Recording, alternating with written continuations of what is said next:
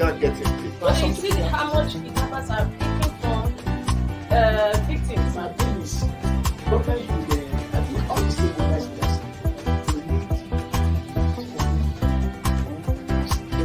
together, and I think we can.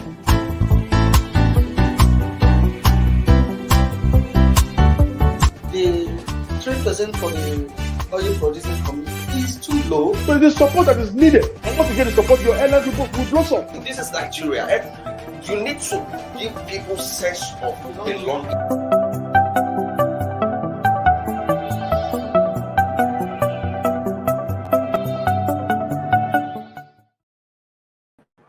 Good morning. Welcome to the midweek edition of Inside Nigeria on Leadership Television. My name remains Winifred Ubebo, and I have with me in the studio Atrika Chief. He's a public affairs analyst, a syndicated columnist, and of course, his TV host, Mr. Jide Uju. Winifred, it's a pleasure. It's welcome to be back here live. Yeah, welcome back. We did a virtual interactive last week. Yes, it's true. Happy Easter in advance. Same to you. I'm waiting for my, is it cockerel or cock or or fowl? Thank you so much. It's a pleasure. Yeah. So we are looking at 4 papers in our menu for review this morning. We have Nigeria's most influential leadership, sister publication, national economy, THISDAY newspaper, and blueprint. We are flagging off with Nigeria's most influential leadership. Let's see what leadership is saying this Wednesday. 2023, CSO, civil society organizations kick against consensus as mode of choosing candidates. 2023, civil society organizations kick against consensus as mode of choosing candidates. On the rider says, slam political parties for subverting popular will. Say consensus violates aspirants' rights. Can we have the paper on our screen for readers to see? Leadership.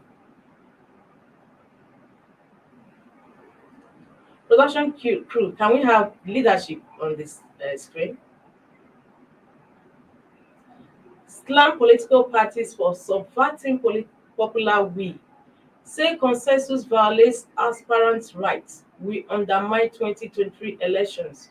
Consensus will give you presidency. Yakasai Sani tells Igbo. That is on leadership this Wednesday, April 13, 2022. Well, but did they know the implication of having a consensus candidate according to the Electoral Act? Well, as member of the civil society, I am also, as an individual, I'm against issue of consensus candidacy.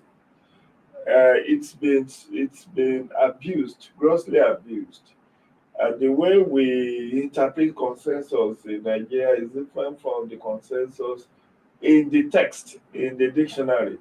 Consensus means general agreement. But situations where you are coercing, you are forcing people to adopt a particular candidate at your own expense, it's not consensus. In fact, I think it's your newspaper that referred to what happened on March 26 at Eagle Square as gunpoint consensus. Either your newspaper or one of the newspapers said gunpoint consensus. So situations where was it Governor Bagudu or the Badaru of Jigawa State, who was the chairman of the electoral committee of people, say you must adopt consensus. It was telling aspirant, you must do consensus. And that was why the election that was supposed to start 10 a.m. didn't start until almost 9 p.m. And even at that, there are so many of the aspirants that are being coerced on the platform there. But now, you know, according to the Electoral Act that we have now presently, yes, your contenders must have a letter approving or supporting.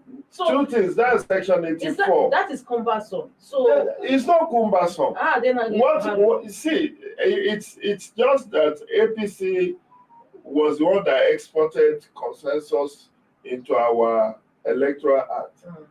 it was in the realm and remit of. Perhaps they knew this kind of thing was going to happen, was going to play out. It used to be in the realm and remit of the political parties to adopt.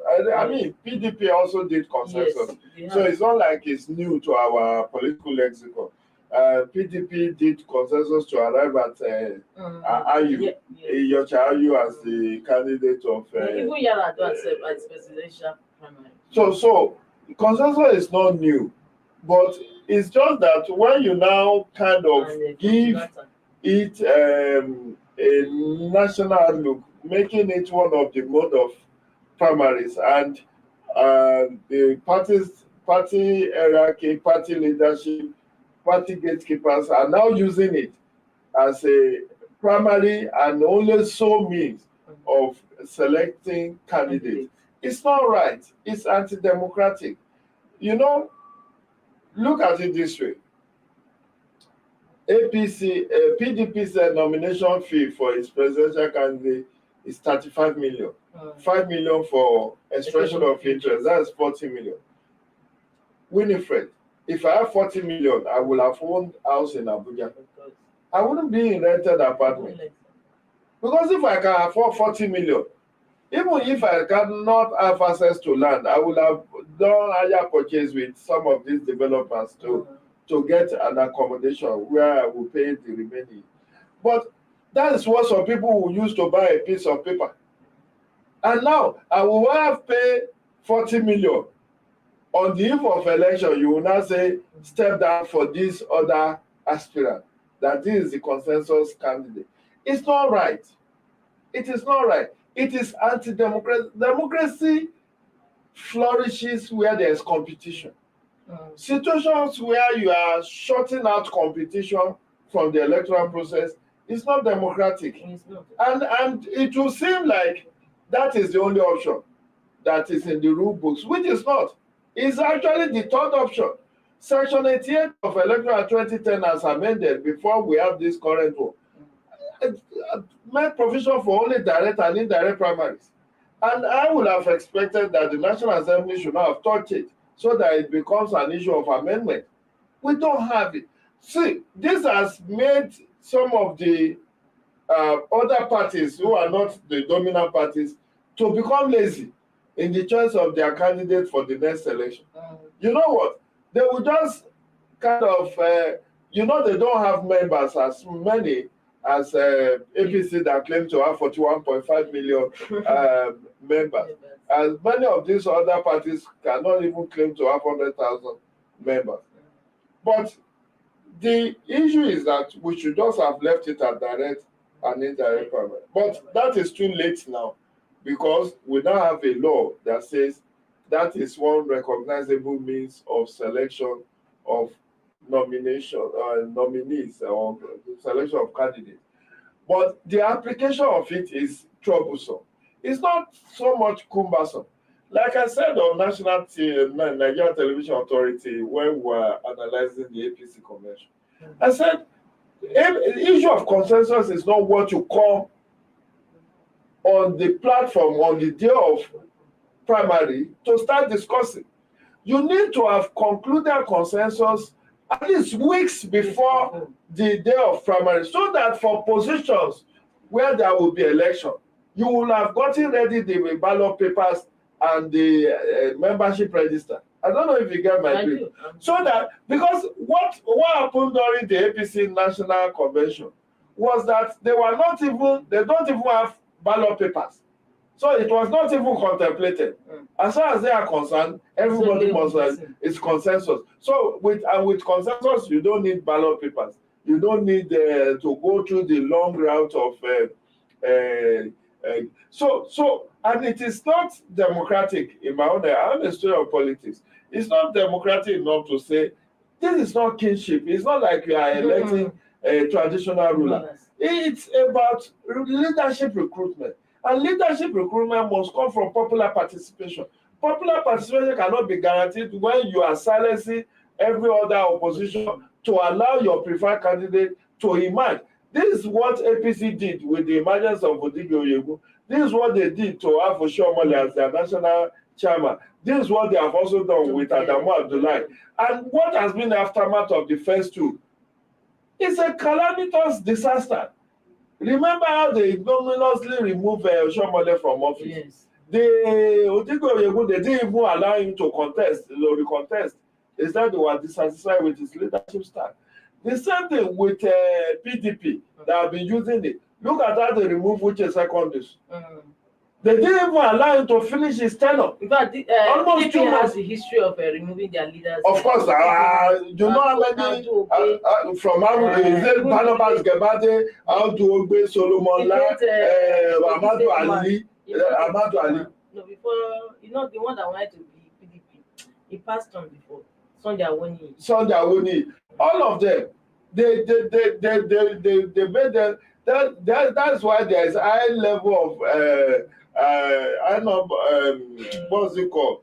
Is there a number of return that you have leadership return, leadership turnover, not return, leadership turnover in the leadership of our political parties? Because when you go for this consensus, there are power brokers who brought you in. Once you don't do their bidding, they want you out at all cost.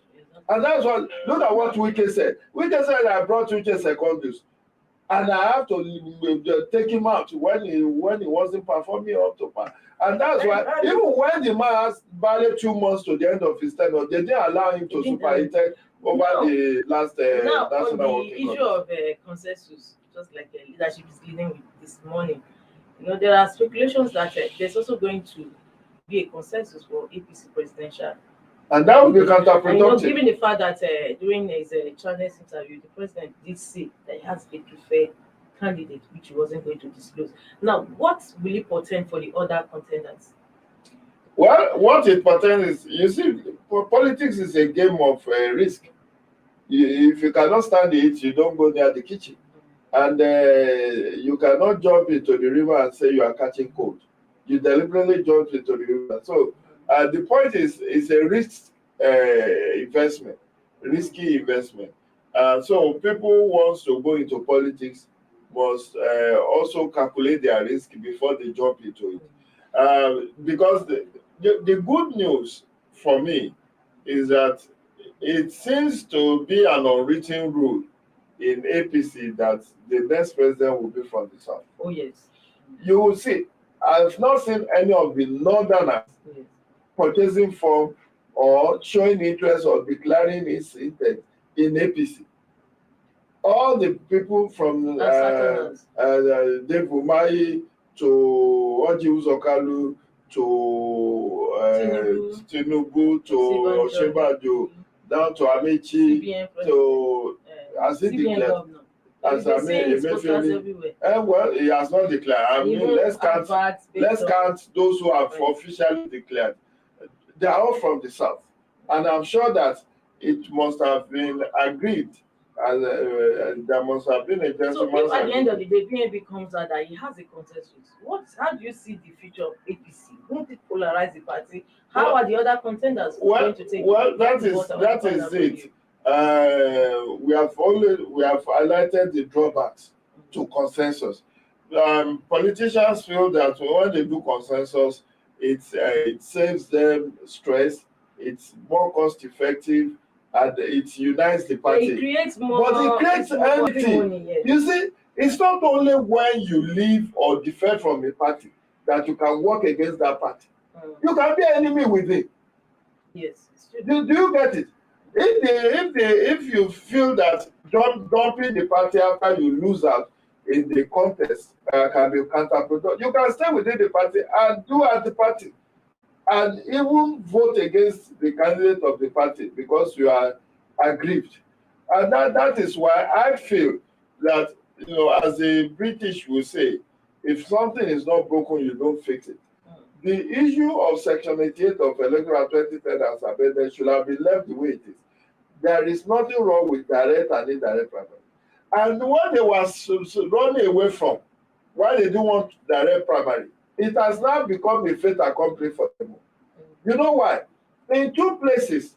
One, when you are about to conduct your party primaries, INEC has to be giving your membership register in soft copy and hard copy. So those 41.5 million that APC is claiming, they have to submit the list 30 days. In fact, that's what the electoral act says, 30 days to the convention. It's in section 85 or section 85 or 88. It says 30 days to that party primary. You have to submit the list of your members in soft copy and hard copy to INEC.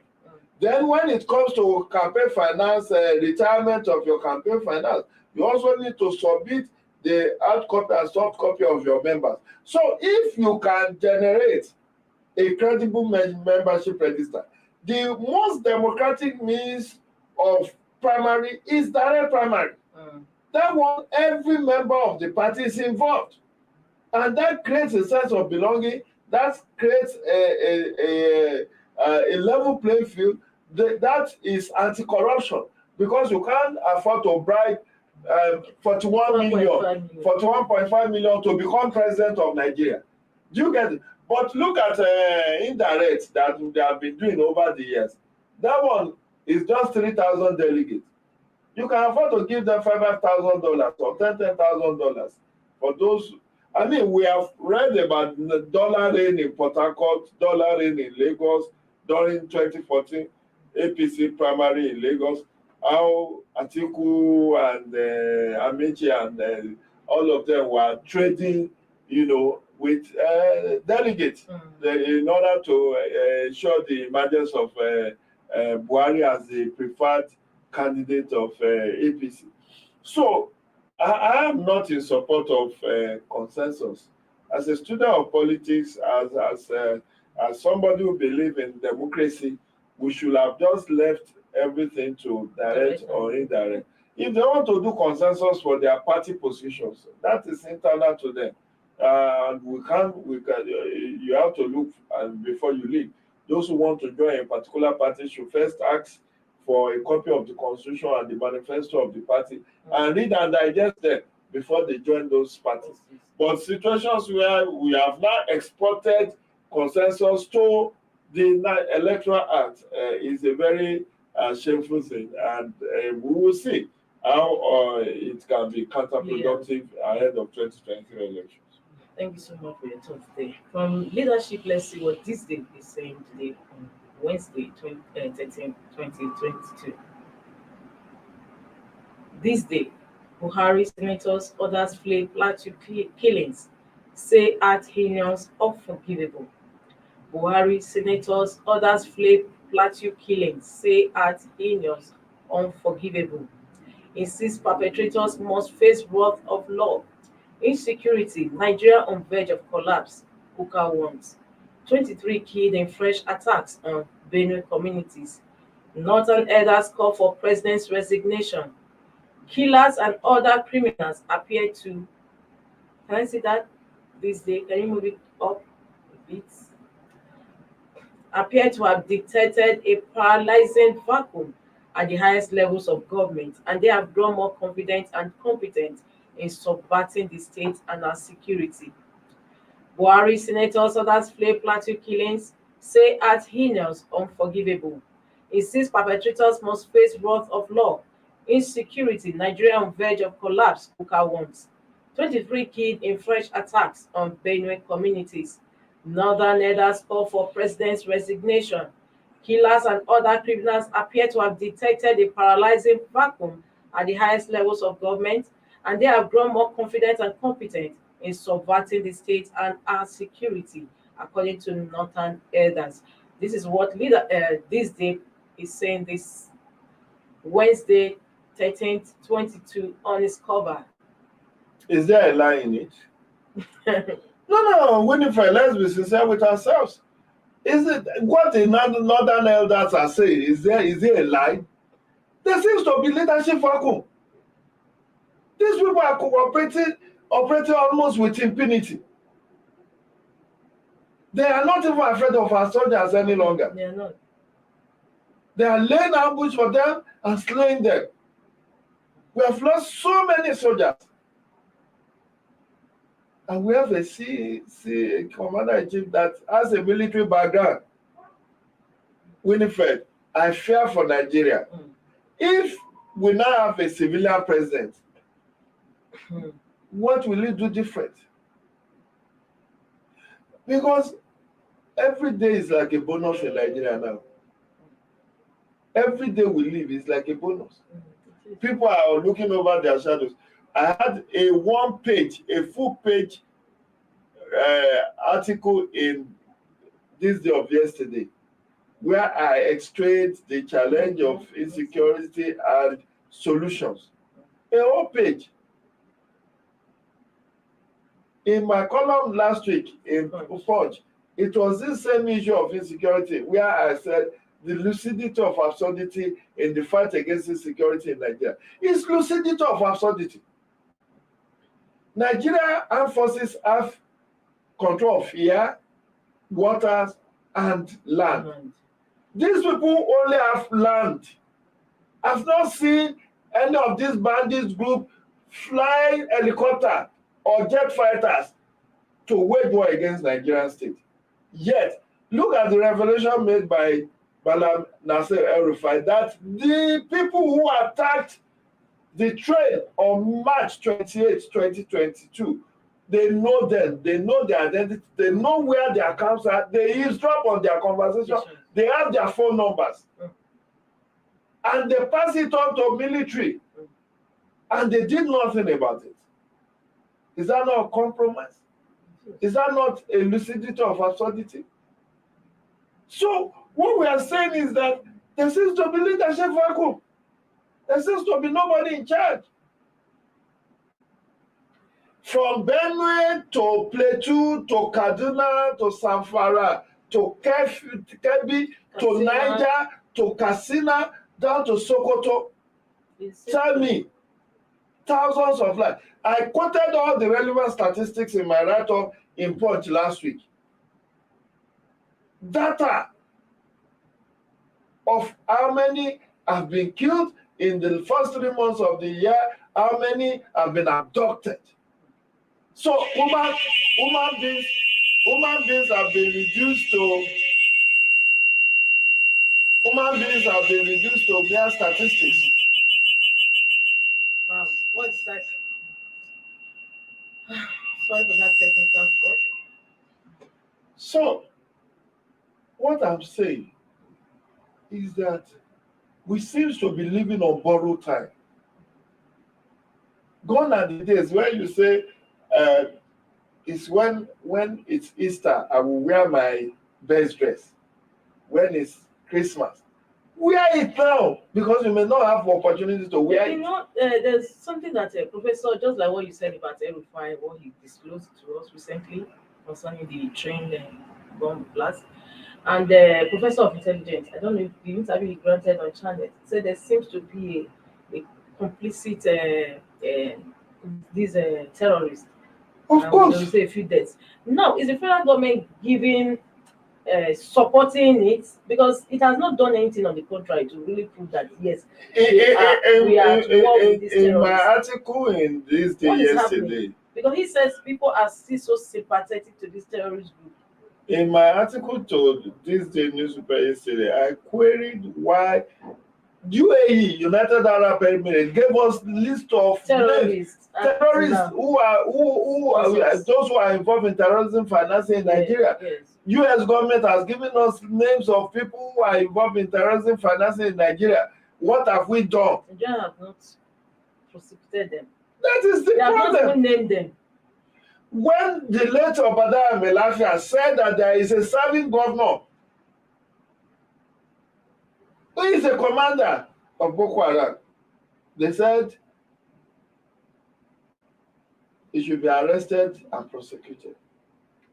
I don't know until the man's death. But he said they have intelligence that this thing is not just ordinary. And I recall, in fact, in the article I wrote yesterday in THISDAY, I recall what Ibrahim Magu, the immediate past, the acting chairman of EFCC, said on May 1, 2019, that some of the governors fueled insecurity in their states in order to justify the collection of security votes and even to ask for more. I quoted it. It's not me that said it. Someone within the government circle. That they have intelligence that some governors are even implicit. Maybe that was part of the reason he was removed. But he made that pronouncement in a paper he delivered at the induction ceremony for new set of governors in 2019, where old and returning governors were present. He said, some of you are involved in creating insecurity in your state because you want to justify the collection of security votes and even to demand for more. And Winifred, ask yourself, Rochas Owele Rochas Okorocha, serving senator, former governor of Imo State, came out to say that when he was dragged before court for 2.9 billion mismanagement of Imo fund, he said, this is laughable.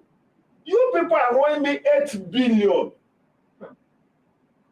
8 billion for what? He said the security vote he didn't collect in 8 years of his governorship in Imo State. 8 billion. That means an Imo governor, opposed of him as it is collecting 1 billion every year as security votes. What did they do with that money? Today, we still have armed forces that is not up to 2 million. The entire armed forces. I'm not sure we have up to 1 million soldiers. No, we don't have to. Do we have up to 400,000 Navy and Air Force personnel? The three of them put together, I'm not sure we have up to 2 million. And this, the people will depend on to police and protect over 200 million population. The Nigerian police, since independence to date, is not up to 500,000. The last I knew was that there are 350-something thousand. And half of that are attached to VIPs, like you.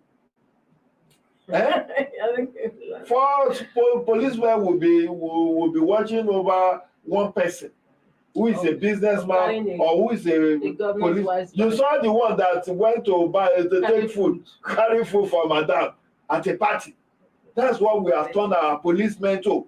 And meanwhile, you put the numbers too. It's also, and within these armed forces or security outfits that we have, you see the amount of budgetary allocation. I was on Love FM yesterday to discuss the issue of the planned democratization of carrying of arms by Nigeria, by House of Reps, that they have set up a committee to look into the possibility of coming up with legislation that will enable Nigerians to carry arms. And I say it's going to be counterproductive. Yes, it is. Look at America today, mass killing. They are not facing external aggression again. It is internal insurrection. Now, young boys will just go and take their father's rifle or pistol and go after their friends whom they have disagreement with. Go to school and shoot schoolmates, teachers dead. They go to shopping mall and kill people. They will not kill themselves. They will commit suicide. And that's what America is grappling with today. Over, I'm not sure, let me know because we are here, but several of such mass shooting has taken place in US today. If not for the very strong, deep-rooted power that the Republicans have, the Democrats would have stopped this gun, what is it called, gun licensing? Yes. And as I said on Love FM yesterday morning, I said, look, even in our own climate here, people who are wealthy enough can operate. They do. I read the story of in Sokoto, how they came to his house and he used his. Yes, they do have a license to carry assault rifles, some pistols and all of that. That's why police are the ones that will give you license to carry such firearms. So it's already in our law. People are already doing it. But the counterproductive, the flip side of that is that if they know you have firearm and they come for you, they will allow you to exhaust your own. and then they will just make you like snake. So, because what happened even with that train attack on March 28th, from the eyewitness account, I learned that the attack was initially repelled by the armed policemen on duty on that train. But when they exhausted their arms and ammunition, they had to flee. In fact, the commissioner for health in Katsina State, who happens to be a victim, luckily he only lost a toe or two toes. But he said 3 dead people were picked up around him. He was lucky to be alive. He lost a toe or two. He was the one on NTA. I watched him on Good Morning Nigeria on NTA. He said when the policemen exhausted their arms and their ammunition, that one of them pulled off his police uniform and requested of him that he should give him his shirt. He said, if I give you my shirt, which one will I wear? Okay, I can't give you my shirt. So that is the flip side.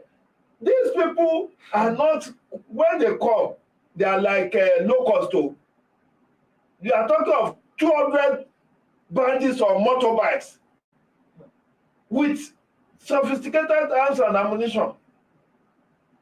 If you are licensed, how many rounds of ammunition do you have in your gun? And these people also wear all manner of amulets and charms that will not allow gun to penetrate their body. Are you that fortified? So the challenge is not to say everybody should go and be carrying arms. There are those who have the arms, out of fear, they cannot even shoot. Because when you hear the spraying, and you think of maybe 6 rounds of ammunition, you rather keep the whole other pillow. Say, let me not start what I can't finish. Because, you know, it's only when a burglar jump into your premises, you say, I'm going to shoot you. Stand there. When bandits come in convoy, they said, these people are not spirits. People see them. Yes, they see them. The group that went and attacked in Beningwari, they said they were like 200. Yes. 3 of them on motorbikes. 3 of them well armed. So those are the ones you want to go and confront with a gun or with a pistol. How many bullets can a pistol have? And how many can you buy with your own personal funds? So the issue is that the state has failed to protect its citizens. And that's why all of this is happening. But would they suspend the election because of this? They are going to go on their campaigns. Do they care? All the governors are here in Abuja now. They are doing governance by telephone. All the governors, look at it, in the last few days, Tinubu meet governors. 15 of them will be there. Shebado meet governors. 12 of them will be there. Why are they? Is it the one paying for their flight, or is it presidential fleet that is bringing them? They are already relocated there, and their state is under fire. So that is how nonchalant our leaders are. That's why you have to protect yourself, because as far as they are concerned, if you die for fun. It's your own personal loss if you die. So that's why people are taking all manner of preemptive measure. But again, taking it further, many communities have vigilantes. In my neck of wood, we also have people who pay every month to guard the estate. Or is the estate I want to go to guard the community, because estates are where you have those high, very beautiful, not the kind of models where they live. So what I'm saying is that many communities, even in the suburban areas, they hire vigilantes. Some of them carry weapons. They carry small arms and light weapons.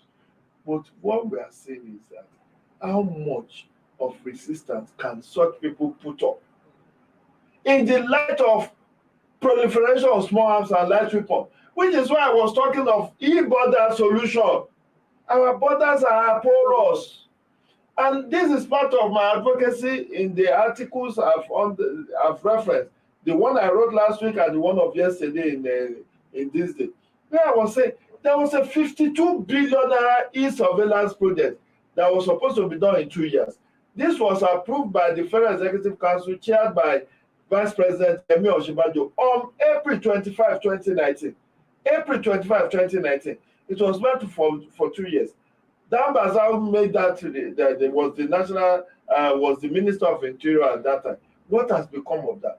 If you have a porous border where arms and ammunition can be traded in black market, and this you heard what they said they collected from the chairman, the MD of Bank of Industry, yes, Bank of agriculture, 100 million. Tell me, why can't they buy a whole this money to fortify themselves, buy more ammunition? Of course, that they will, and it's for the peak. It's for the peak. They know where to buy it. Just like we were buying for black market fuel recently, until last 2 weeks in Abuja. That's the way they also hawk small arms and light weapons. Just like before we leave this subject, I just think that everybody believes that there's no political will, because the situation whereby, just like you mentioned earlier, El-Rufai said, we know where these people are. They are in the forest.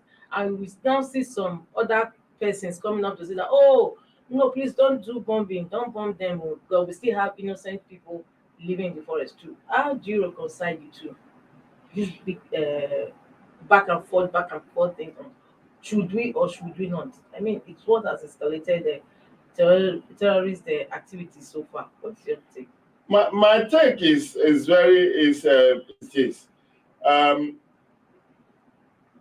There is no way this bombardment will not lead to collateral damage. Very unfortunately so. Because these terrorists will use human shield to protect themselves. And that's why may God not make us to be victims. What El-Rufai said, which is more sensible, aside from the issue of hiring mercenaries, which I don't think the governors can fund and do not have the law on their side. Right. They do not have the constitutional right as governors to hire mercenaries. But even if you hire mercenary, it's an interim measure. It cannot be a permanent solution. These people does not come cheap. We are talking of lives. They will put their lives in danger. So no matter the success they will record, even if you hire them, it's supposed to be an interim measure. What can give us lasting peace? I've articulated it, and many people have come on here to talk their whole. The issue for me is part of what El-Rufai said. Across 5 states, mobilize like 50,000 soldiers, Navy, Air Force. As there is area bombardment, since you know their camp, you know where they are located in the forest, use surveillance. That's why I was calling for the infusion of technology. Use the NICOMSAT. The NICOMSAT has put the satellites in the orbit. What is the whole essence of that? Beam on them, look at, do proper security mapping of the camps. Then deploy this super Tucano that you just acquired, which has the surveillance, also have surveillance technology to aid you. And do bombardment across the states. So as those people are running, there will be ground forces to neutralize them. Of course, there will be collateral damage, I keep saying. Innocent will suffer. But at least it will send the right signal that, look, you cannot do this and get away with it. Yes. But where you are saying, okay, today you do bombardment in one part of Kaduna, they will move to another place. If you bombard them from Kaduna, they will come to Nasarawa. If you bombard them from Nasarawa, they will move on to Benue. From Benue, look at it, are they not in Abuja already? Even some traditional rulers have been picked up from their palaces. So nobody is safe. Only God. We are all relying on God for our own divine protection. So what I'm saying invariably is that we need to, I'm not a security expert, I have to admit, but we need the infusion of technology. and I have said, NICOMSAT, NITDA, NIMSI, all of them have to work collaboratively to provide intelligence, to provide some form of surveillance support to our military. In fact, I heard that Nigeria police just acquired about 5 UAR, they call it unmanned area helicopter or something. They just bought 5. These are kind of things you deploy. But you see, what does not give me confidence with all of this arsenal is that the political will has to be there for them to be effective. If the political will is not there, because these people, that's why being commander in the Nigerian army, they have to get the order to do what they have to do. Yeah, because it's been rhetoric all along. You see, exactly. The president, the president, Buhari, they flay, they condemn. There's a template. Must face fraud of law. Oh. How would they face fraud of law? The ones that have been apprehended. What I learned is that these those who are involved in the kidnapping of the train victim, they were requesting for the release of 16 of their commanders. Yes. See our life. They don't see us finish now. They have seen us finish. They are demanding. And now, you know what is even compounding it for me? Is the Syria jailbreaks. There was an attempted jailbreak in Rivers, where one was alleged to have been killed, one person killed. By the time they succeed with the jailbreaks, all the commanders that you don't want to release by fire by force, they will release them, and they will melt into the air. Because they have intelligence. They know where those people are.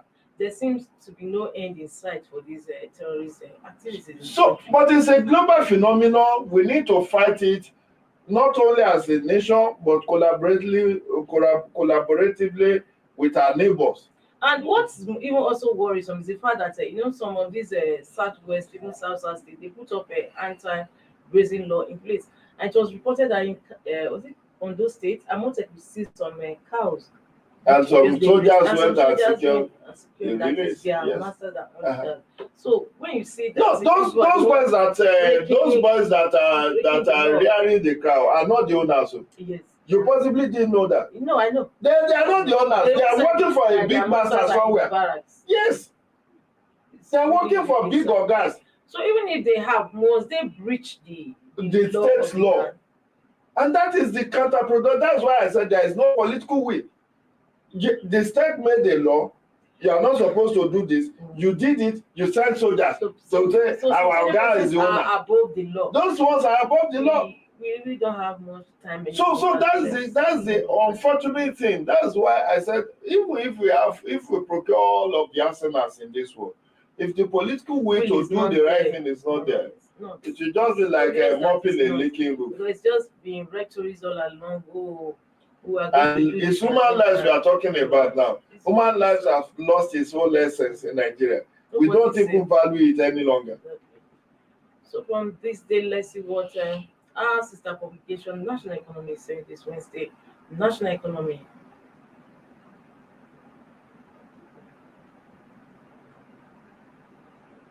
Fuel scarcity may persist as existing price regime encourages smuggling. Fuel scarcity may persist as existing price regime encourages smuggling. Smugglers profit on Nigeria's subsidized petrol. Buhari 6.4 trillion naira for petrol subsidy in 2022 project is still on fuel scarcity. Do you know that 3 months after, 2 months after, we still have fuel scarcity? Of course, stations are not selling where I live. It's just that it has abated a bit, yes, but it's not totally. We are not totally. Stations are not selling. So today you see queue, tomorrow the queue will disappear. So what I'm even more interested in your paper's first rider there. Smugglers profit on Nigeria's subsidized petrol. It cannot be overemphasized. Coming back to the issue of our porous borders, 1,400 unmanned illegal entry routes to Nigeria. 86 are the only ones that are manned, that have police, customs, immigration presence. 1,400 were discovered many years ago. to be unmanned. They know them. They know the route. So when they buy this fuel for 165, they take it across the border and are selling for 300, for 350, 400 naira per liter. All our neighboring countries, none of them is selling it for the price we are selling it. That's why when the labor unions are agitating, we will not agree. We don't want. Now, 4 trillion is being used to fund subsidy. Now, this 4 trillion, if we use it to fix our infrastructure, will it not give us, look at how many kilometers of road it will give us. Look at how many hospitals it can build. Look at how many schools it can build. 4 trillion that will be gone. You know, just like the present administration does not have political will to tackle insecurity issues. The same thing, past presidents that we've had, they also don't have political will to tackle our refineries. Did you know? Did you? I saw what the president. I read what the president sent to the Senate, which was read on the floor of the Senate yesterday. The adjustment he wants on the 2022 appropriation law, and they said what we are losing to oil theft. Oil theft. What we are losing daily is over 300,000 barrels per day that we are losing to oil theft. That is why we could not meet our quota. We budget for 1.8 million barrels per day as our daily oil production. We are producing less than 1.3 now. So the president wants the National Assembly to now reduce it to 1.6. So we have, and I wrote an article when I read about Lai Mohammed saying we are spending 60 billion every year to fix the vandalized pipelines. Every year. And we have not overcome the oil theft. So who is approving this 60 billion? Not million, no. I talk of 60 billion every. I said, why is it the same amount every year? So the more like it's a cartel. Yeah, the more you see, because the more you look. I don't know about oil production. How is it that we have Nigerian Navy in our maritime domain? We have NEMASA, which is supposed to police the waterways. What have they been doing that we are still losing that huge volume to oil theft? This is crude oil.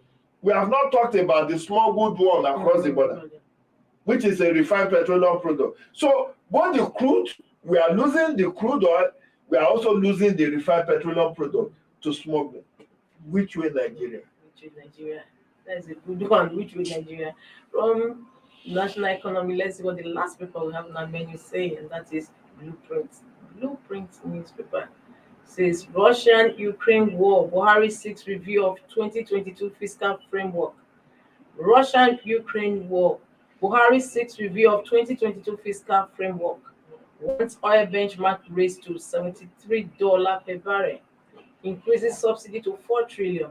Demands 4 trillion naira. Demands additional 182.45 billion naira for police.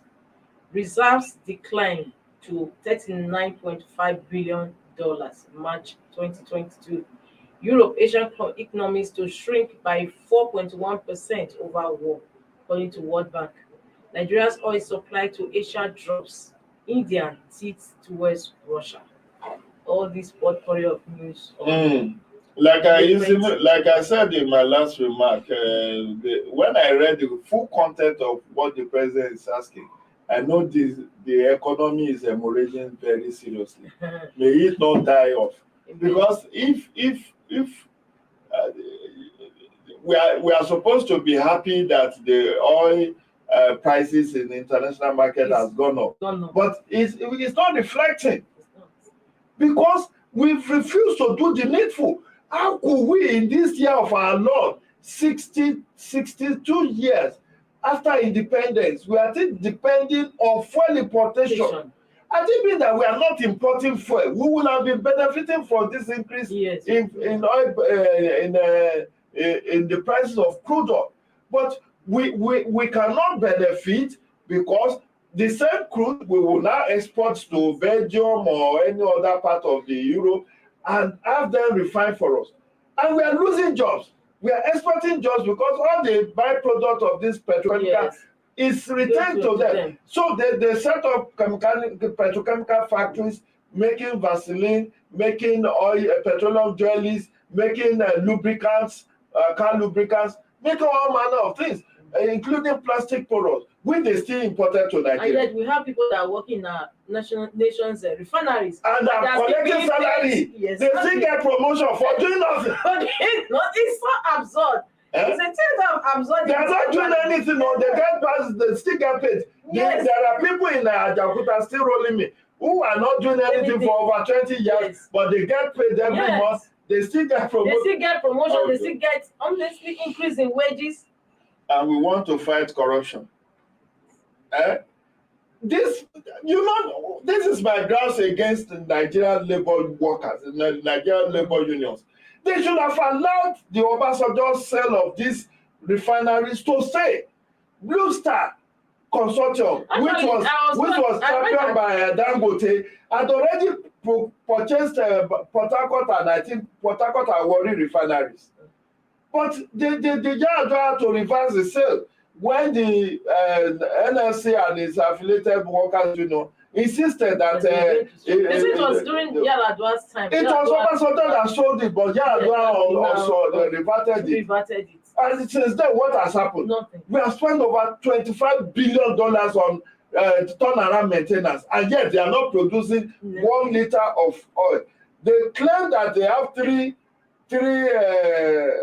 modular refineries that have come on stream in 2021. What are they producing? Nothing. So we are still fully dependent on importation of refined petroleum products. And we are talking about ghost workers. That is why the price of diesel today is about 800 per liter. I don't know how your offices, how your company, how your newspaper operates. Many banks are now shutting down their electricity by 4:35. They are reducing their work hours.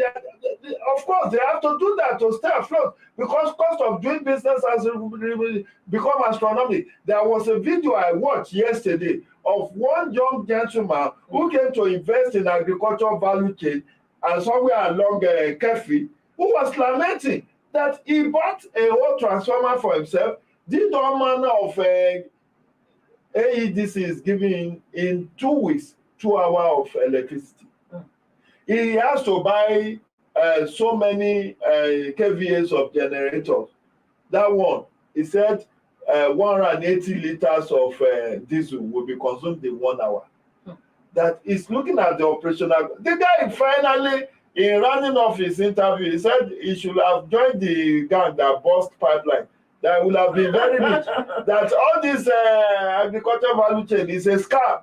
That many of those who believe in Buhari, who came back and invested heavily in the agricultural value chain since 2015, many of them have closed shop because it's not just working. They can't break even, let alone making profit. How will you do this? Now I'm afraid we are spending 4 trillion for fuel subsidy alone. Look at the state of power infrastructure. How many times National Grid have collapsed this year alone? We don't have lights again. Did you read what I read? That they now said is what's it called? Saboteurs. That are that is saboteurs that is making the grid to collapse. Somewhere in Akwa Ibom. They vandalized the plant also. There was a former minister of state for power that says it's demon that is not allowing us to have life. All manner of excuses. But how come Ghana has electricity? Is it not the same black skin? You and me and Ghana. South Africa have 40,000 megawatts of electricity. We argue that how many population has Ghana? No, they should not be around what is the population. It's that why were they able to build their electricity infrastructure to that level that Nigeria has not been able to do since independence? 40,000. The entire population of South Africa is less than 50 million. They have 40,000 of electricity. That's why when MTN wanted to do business in South Africa, the operating license was less than 1/4 of what they paid in Nigeria. And after paying 285 billion in 2001 to get operating license, they have to provide electricity on their own 24/7. In each of those base stations, there are 2 generators. One each will run for 12 hours. Alternatively, one will run for 12 hours, rest for 12 hours, another will pick it. Now they have to buy diesel. Look at the cost of diesel. Somebody told me that the reason why we have fuel scarcity in Abuja was not because there was no refined petroleum product in Lagos, but the cost of transporting it from Lagos to Abuja, the articulated vehicles that bring it to Abuja is powered on diesel. On diesel. Yeah. Even peddlers on side themselves. So they power those vehicles on diesel. So when they were buying diesel for 350 naira per liter, they could still manage. But now they are buying for 800 naira per liter. So to now bring what is the those tankers are in grades. To now bring maybe 25,000 liters of PMS from Lagos. Look at it, takes them about 3 days because they have vandalized the pipeline. So the pipelines, you cannot transport those refined petroleum products through the pipeline. So you have to now pick it from Apapa and transport it down up to the north. And yet we are insisting the price must be uniform across Nigeria. It is a wrong way to do the deregulation. This guided deregulation is not helping us at all. There is no way you say price of PMS should be same across the country. While the people in Lagos Southwest may be able to get it relatively cheaper because it's like you are traveling from Lagos to Ibadan and you are traveling from Lagos to Abuja. You won't pay the same price as transport fare now. You won't pay the same price. But in Nigeria, we are not saying we are doing the guided deregulation. So in Kara and Muda, price of PMS should be 165 naira per liter. In Guso, how reasonable is that? It's not supposed to be. And until when we overcome this domestic refining capacity, we will be subjected to these international vagaries. Now, because Russia and Ukraine they are fighting war now. See how bad. See how I pity. May God spare my life. May God spare your life. I pity whoever takes over from Buhari. He's going to have a rough deal. Kai! The economy is flat. The Nigerian economy is flat. It's on life support. It's on life support. I pray the life support carries administration. Many governors may not be able to pay salary towards the end of the year. Yeah. Because what is now, initially under COVID-19, they said they are losing 60% of their revenue projection. It's almost getting to 80% of revenue projection now. Wow. So and if you see, the president ended his communication to National Assembly yesterday that he will be sending them more requests for approval for borrowing. That he intends to borrow more from domestic market. That's why the pensions money is now at risk. All the trillions that have been kept by PenCom, they want to borrow it to now fund the economy. Unfortunately, we are running out of time. And we are not reducing the cost of governance. So the governors have not reduced their convoy. The president have not sold off most of his presidential fleet. The lawmakers are still collecting their allowances. The 1,001 allowances. So when we are not reducing the cost of governance, and you are borrowing to even fund consumption.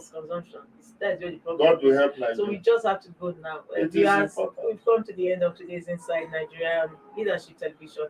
We hope to see you tomorrow, same time, same station. My name remains Winnie for the Global, and with me in the studio has been Mr. Jide. Thank you so much. Yeah, we forgot him. Well, no problem. Happy Easter in advance. I hope to get my Easter package when next I come. Definitely. Tell management. Thank you so much. Bye-bye. It's a pleasure. Have a wonderful evening and wonderful day.